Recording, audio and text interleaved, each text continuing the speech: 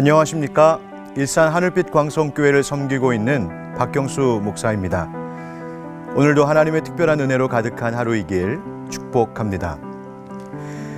린다 딜로우의 일상의 예배라는 책을 통해 알게 된 시 한 편을 나누고 싶습니다. 라보라레 에스트 오라레, 고대의 한 수도사가 노래했네. 이른 아침 기도 시간에 노래했네. 저녁 종이 울릴 때 노래했네. 일이 곧 예배이니.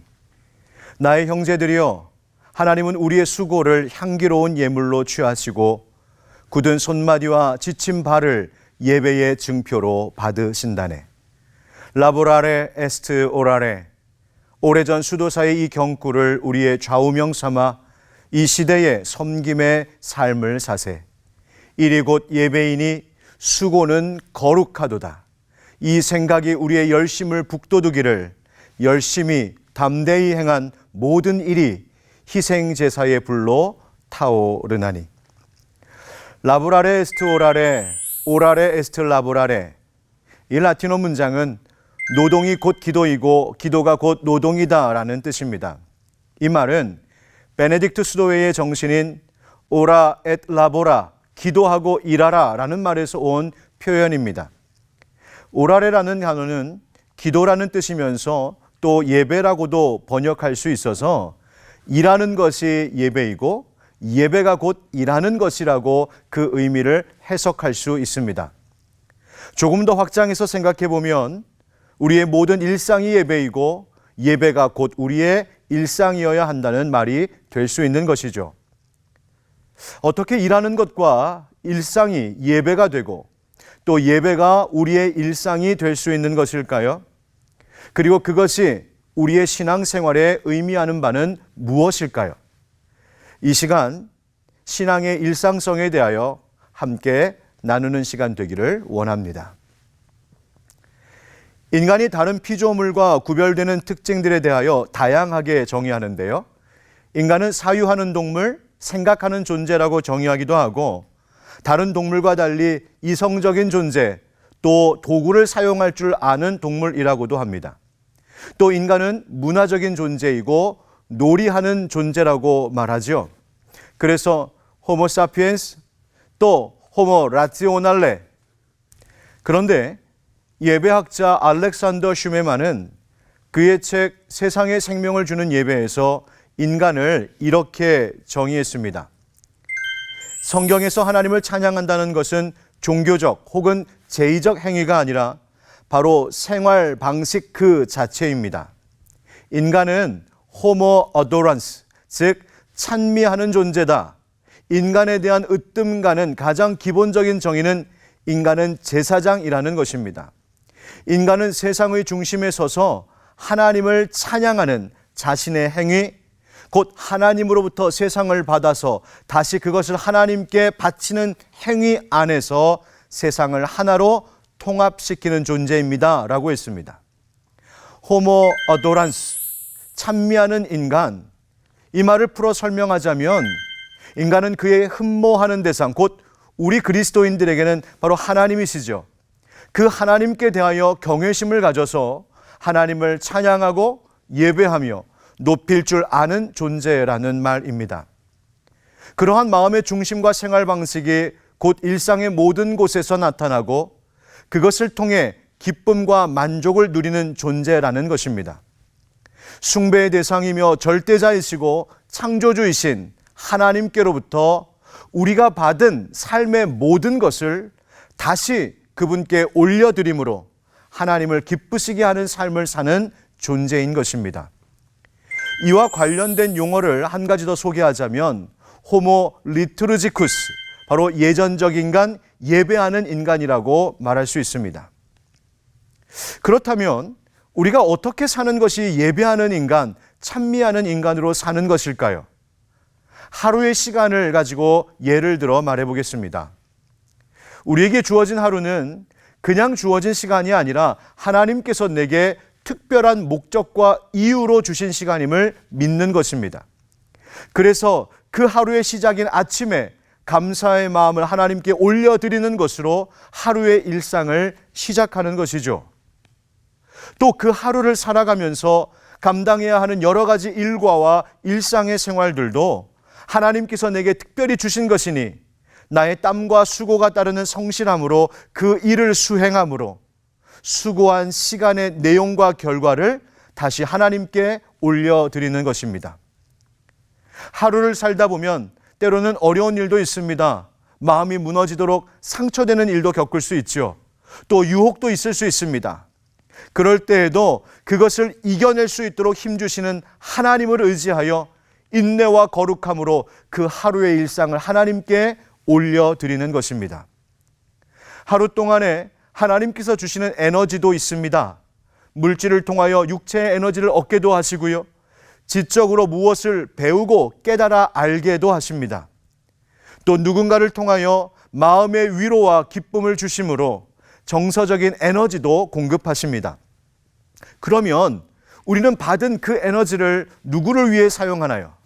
나만을 위해서가 아니라 바로 다른 누군가를 위해 나의 시간을 내어주기도 하고 물질을 나누기도 하고 배운 것을 함께 공유하기도 하면서 그렇게 다른 사람을 유익하게 하며 살 수 있습니다. 그렇게 그것으로 내가 받은 것을 다시 하나님께 올려드리는 것입니다.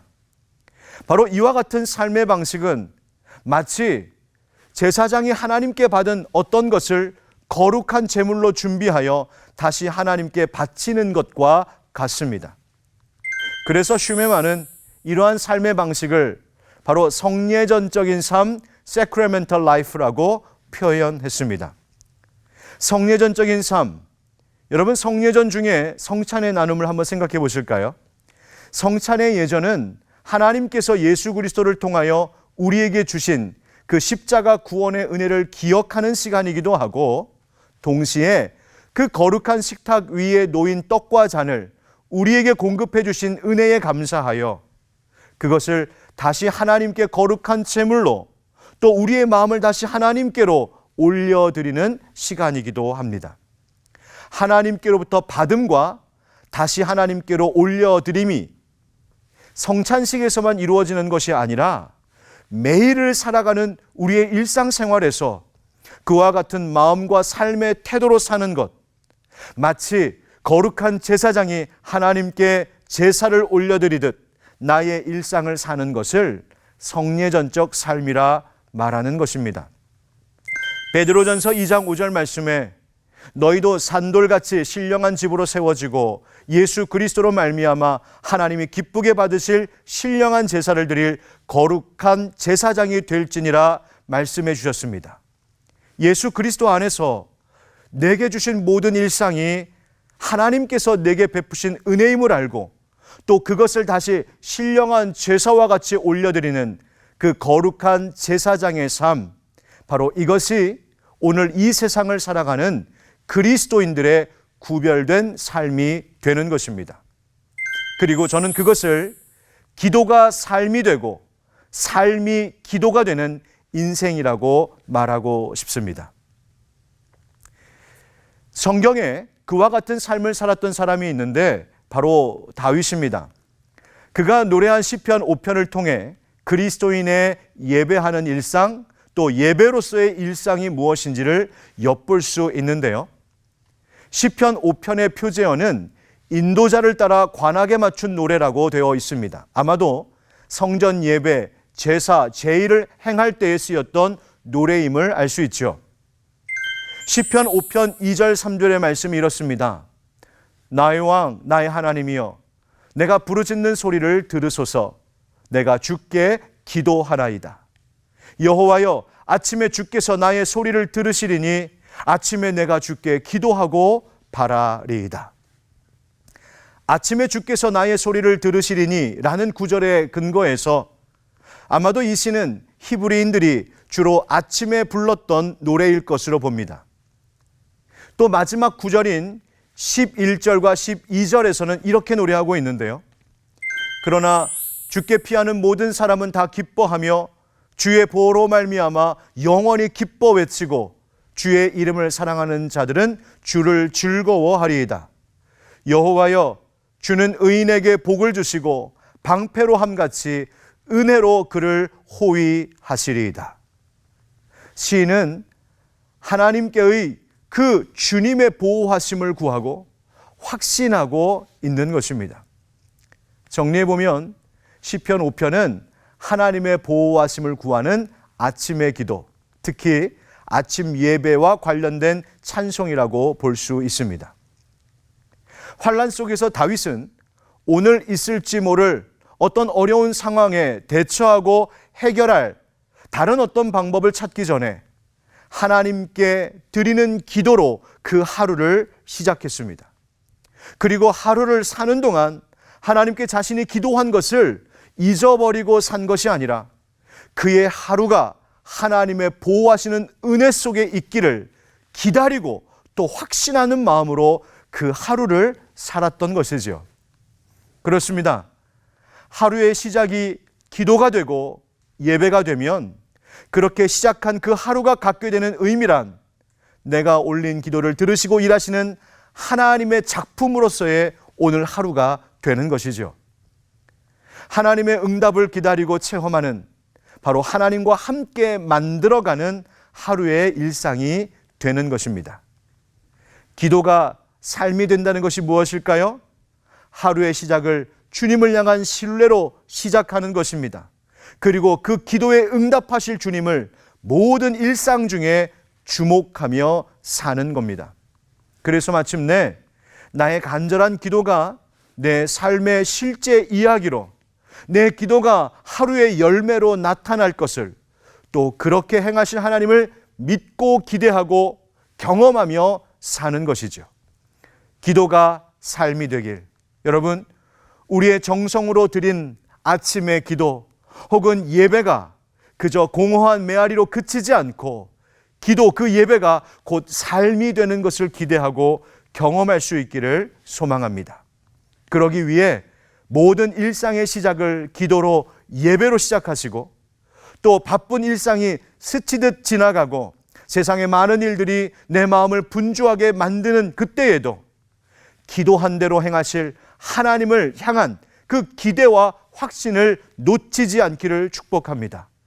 바로 그때 기도한 것이 곧 내 삶의 이야기가 되는 우리의 삶이 되는 것, 바로 그와 같은 복된 삶이 되기를 예수님의 이름으로 축복합니다.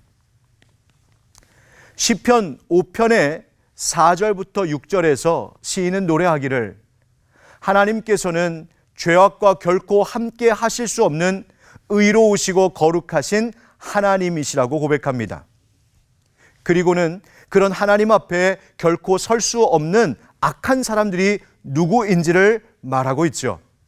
주는 죄악을 기뻐하는 신이 아니시니 악이 주와 함께 머물지 못하며 오만한 자들이 주의 목전에 서지 못하리이다.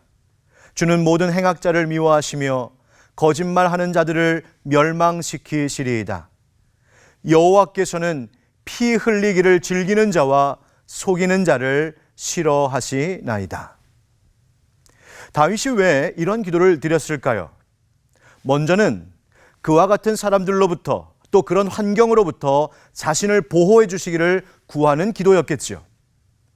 그런데 또 중요한 것은 다윗 자신도 그와 같은 사람, 곧 오만한 자, 행악자, 거짓말하는 자가 되지 않기를, 그런 사람으로 오늘을 사는 자신이 되지 않도록 주님께서 도와주시고 지켜주시기를 구하고 결단하며 기도한 것입니다.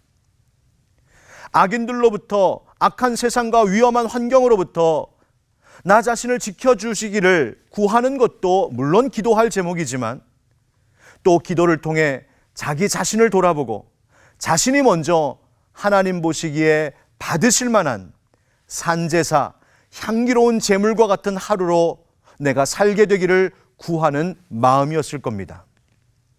앞서 말씀드린 대로 기도가 삶이 되는 것, 기도한 대로 하나님이 응답하셔서 구한 그것이 실제 내 삶이 되는 것도 중요하지만, 또 나의 살아가는 일상의 생활 자체가 마치 향기로운 기도와 같이 하나님께 올려지는 것이 꼭 필요합니다. 내 삶이 하나님 받으실 기도, 예배 그 자체가 되도록 사는 것이죠. 누군가에게 전하는 나의 말도, 어떤 일을 행하는 나의 태도도, 가족들을 대하고 직장 동료들을 대하고 사랑하는 교우들을 대하는 내 마음가짐도 하나님 받으실 만한 향기로운 제물 되게 사는 것입니다. 어떤 중요한 일을 계획하고 선택하는 것에 있어서도 모든 소소한 일까지도, 그리고 그것에 성실히 행하는 나의 모든 수고가 하나님께서 받으실 만한 향기로운 제물 되도록 살아가는 것입니다. 앞서 소개했던 시의 한 구절에서 굳은 손마디와 지친 발을 예배의 증표로 받으신다네 라는 그 고백처럼 우리의 일상이 하나님께 다시 올려드려지는 삶을 사는 것이 필요합니다. 7절 말씀엔 오직 나는 주의 풍성한 사랑을 힘입어 주의 집에 들어가 주를 경외함으로 성전을 향하여 예배하리이다 노래했습니다. 다윗이 그리고 이 노래를 불렀을 히브리인들이 이 노래를 함께 부르며 주의 성전으로 나아갔던 것은 단지 장소만 옮겨간 것이 아니라 하나님의 임재 안으로 나아가는 발걸음이었습니다. 히브리인들이 성전의 가장 깊은 곳으로 주님 사랑을 의지하며 애써 들어가려 했던 것처럼 우리 역시 날마다 매 순간마다 모든 일상이 깊은 하나님의 임재 안에 있기를 구하며 또 그렇게 되는 삶을 사는 것이 바로 일상의 신앙입니다. 그리스도인들은 수많은 횟수의 예배를 드립니다. 하나님은 과연 어떤 예배를 기뻐 받으실까요? 존 메가더 목사님은 합당치 않은 예배의 4가지 종류를 이렇게 정리했습니다. 거짓 신들에 대한 예배, 잘못된 형식으로 드리는 예배, 자신의 방식대로 드리는 예배, 올바른 방식이나 잘못된 태도로 드리는 예배. 저는 여기에 한 가지를 더하고 싶습니다. 그것은 일상이 없는 예배, 일상이 따라오지 않는 예배입니다. 우리 그리스도인들이 교회에 와서 드리는 공적인 예배만이 아니라 일상의 생활 역시도 하나님께서 받으실 만한 그 향기로운 제사가 되게 살고자 할 때 우리 하나님께서는 그런 예배와 또 일상을 참으로 기뻐하실 것입니다. 일상의 예배자를 말할 때면 저는 늘 생각나는 한 인물이 있습니다. 언제나 하나님의 임재 안에 거하며 살아가기를 바랬던 17세기 프랑스의 평신도 수도사 로렌스 형제입니다. 그가 나이 들어 죽음이 다가왔을 때 누군가 그에게 물었다지요.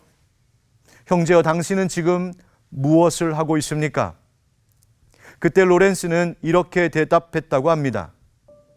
나는 지금 지난 40년 동안 내가 했던 일을 하고 있을 뿐입니다. 나는 앞으로도 영원히 그것을 계속할 것입니다. 그것은 하나님을 예배하는 것입니다. 라보라레 에스트 오라레, 오라레 에스트 라보라레.